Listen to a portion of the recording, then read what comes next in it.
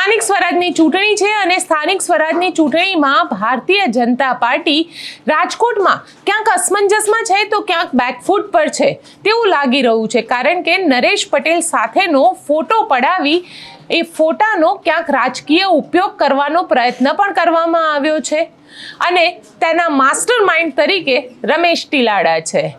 કેમ રમેશ ટીલાડાની અમે વાત કરી રહ્યા છે ને ફોટાને લઈને મારી માહિતી શું કહી રહી છે તેની વાત આ વિડીયોમાં. નમસ્કાર, હું છું ગોપી ગાંગર અને આપ જોઈ રહ્યા છો નિર્ભય ન્યૂઝ.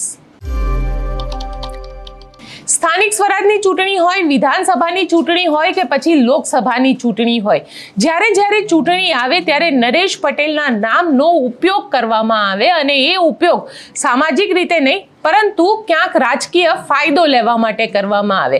આ અમે એટલા માટે કહી રહ્યા છે કે હવે સોશિયલ મીડિયામાં અમુક ફોટા વાયરલ થઈ રહ્યા છે અને આ ફોટા છે ભારતીય જનતા પાર્ટીના રાજકોટના ઉમેદવારો સાથે નરેશ પટેલના, અને તેની પાછળ એવું કહેવામાં આવી રહ્યું છે કે હવે ખોડલધામ એટલે કે નરેશ પટેલના આશીર્વાદ આ જે ભારતીય જનતા પાર્ટીના ઉમેદવારો છે તેમને મળી ગયા છે.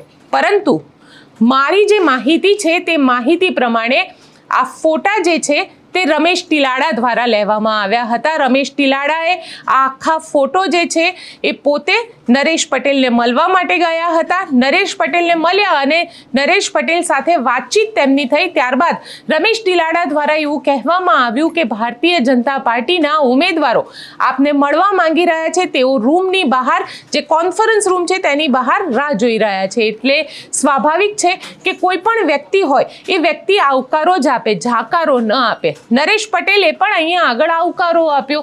એ ઉમેદવારો અંદર આવ્યા, નરેશ પટેલ સાથે બેઠા, ચર્ચા કરી, ચા પાણી પીધા અને ત્યાં આ ફોટા ક્લિક કરવામાં આવ્યા અને બહાર નીકળીને આ ફોટાને અમુક સિલેક્ટેડ લોકોના સોશિયલ મીડિયામાં મૂકવામાં આવ્યા અને કહેવામાં આવ્યું કે હવે ખોડલધામ અને નરેશ પટેલના આશીર્વાદ આ ઉમેદવારોની સાથે છે. સ્વાભાવિક છે કે રમેશ ટીલાડા આ ઉમેદવારોને લઈને ગયા હતા. રમેશ ટીલાડા પણ પોતાની રાજનીતિ ક્યાંક બચાવવાનો પ્રયત્ન કરવા માંગી રહી છે, કારણ કે રાજકોટની અંદર આ વખતે ઘણી બધી જગ્યાએ ભારતીય જનતા પાર્ટીના ઉમેદવારોનો ખુલ્લેઆમ વિરોધ થતો જોવા મળ્યો છે.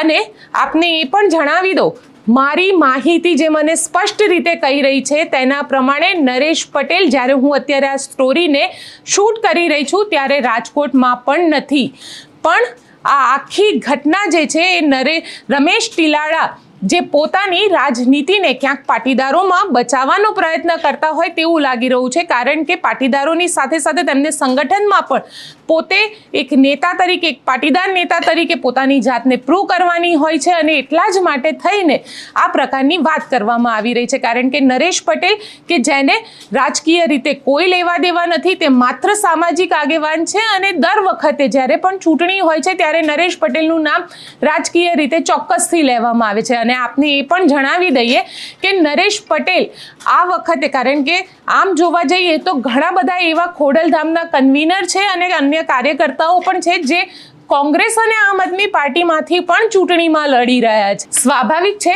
કે જો તેનો ફાયદો લેવાનો પ્રયત્ન કરવામાં આવે તો તેનો ફાયદો આમ આદમી પાર્ટી અને કોંગ્રેસ બંનેને થાય. પરંતુ ખેર, અહીંયા તો રમેશ ટીલાડા પોતે ક્યાંક ને ક્યાંક આ આખી રાજનીતિ થકી, ફોટાની રાજનીતિ થકી, નરેશ પટેલ થકી પાટીદારોના આશીર્વાદ લેવા માંગતા હોય તેવું લાગી રહ્યું છે. અમે તો રમેશ ટીલાડાને એટલું જ કહીશું કે રમેશભાઈ, જો તમારા આ ઉમેદવારો 5 વર્ષ જનતાની વચ્ચે ગયા હોત તો કદાચ આજે તેમને આ રીતે આશીર્વાદ તો લેવા સારી વાત છે, કેમ કે વડીલના લઈ રહ્યા છો, પરંતુ તેનો રાજકીય ફાયદો જે રીતે તમે લઈ રહ્યા છો તે લેવાની જરૂરત ના પડે. આપને અમારો રિપોર્ટ કેવો લાગ્યો કોમેન્ટ બોક્સમાં ચોક્કસથી લખીને જણાવજો અને અમારી ચેનલ નિર્ભય ન્યૂઝને લાઈક, શેર અને સબસ્ક્રાઇબ કરવાનું ભૂલશો નહીં. આભાર.